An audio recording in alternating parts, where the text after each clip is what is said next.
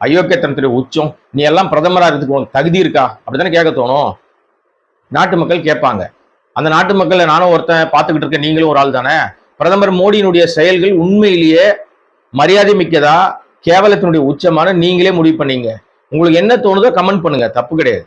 ஆனா பிரதமர் மோடி பச்சையாக ஓட்சோரி பண்ணி திருட்டுத்தனம் பண்ணி வாக்குகளை திருடி தான் அவர் வந்து பிஎம் ஆயிருக்காருன்றத வெளிப்படையாகவே ராகுல் காந்தி, எதிர்கட்சி தலைவர் ராகுல் காந்தி போட்டு உடைச்சிட்டாரு. இதுக்கு மேலேயும் தார்மீக அடிப்படையில ஓகே, இவங்களுக்கு எது தார்மீக அடிப்படை சூடு சொரணை ஒன்றும் கிடையாதுன்னு வச்சுங்களேன். என்ன சொன்னாலும் இவங்க ஆட்சி அதிகாரத்தை மிஷின் மூலமா தான் கைப்பற்ற பார்ப்பாங்க. அதிகாரிகளையும் அடக்குமுறையும் அந்த அதிகார மையங்களையும் வச்சுதான் வருவாங்க. மக்களை நம்ப மாட்டாங்க, வாக்காளர்களை நம்ப மாட்டாங்க, வாக்கு சீட்டு முறையை நம்ப மாட்டாங்க.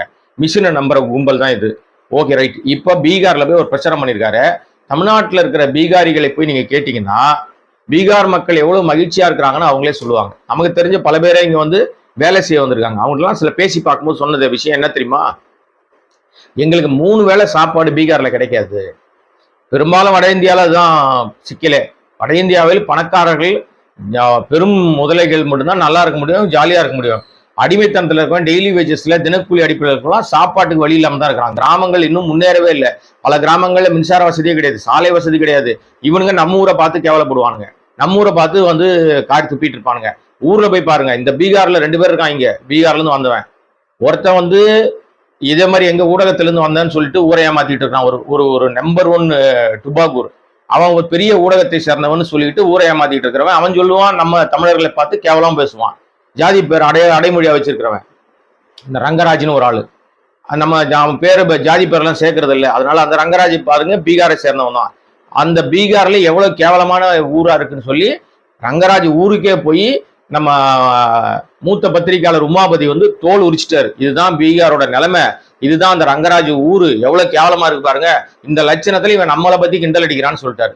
ஒருத்தர் இருக்காரு, அவருக்கு செய்ய வந்த வேலையை விட்டுட்டு தேவையில்லாத ஆணியெல்லாம் பிடிங்கிட்டு இருப்பாரு. அவர் கிண்டியில உட்காந்துருக்காரு. அவருக்கு போஸ்ட் வேற கொடுத்துருக்காங்க. என்ன போஸ்ட் தெரியுமா? Governor post. அவரு பீகாரை சேர்ந்தவர் தான். இங்க வந்து எல்லா சொகுசு வாழ்க்கையும் அனுபவிச்சுட்டு எல்லா விதங்களையும் அவர் வந்து சொகுசு இருந்துட்டு தமிழர்களையும் தமிழ்நாடு அரசையும் குறை சொல்லிக்கிட்டு நொட்டை சொல்லிக்கிட்டே இருக்கிறது. உனக்கு என்ன வேலை? கவர்னர் உத்தியோகம் பார்த்தா அதை மட்டும் தான் பார்க்கணும்.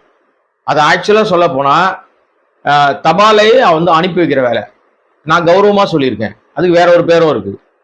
இதுதான் அவரோட வேலை. தமிழக அரசாங்கம் என்ன சொல்லுதோ அதை வாங்கி மத்திய அரசாங்கத்துக்கிட்ட, ஒன்றிய அரசாங்கத்திட்ட சொல்ற வேலை தான். இல்ல ஒன்றிய அரசாங்கம் ஏதாவது சொல்லிச்சுன்னா அதை இங்க மாநில அரசாங்கத்தை சொல்ற வேலை தான். மாநில அரசாங்கம் சட்டமன்றத்துல என்ன தீர்மானம் நிறைவேற்றி கொடுத்தாலும் பாஸ் பண்ணி கையெழுத்து போடுற வேலை தான். நான் அதெல்லாம் போட மாட்டேன், நான் அரசியல் சாசனம் இப்படி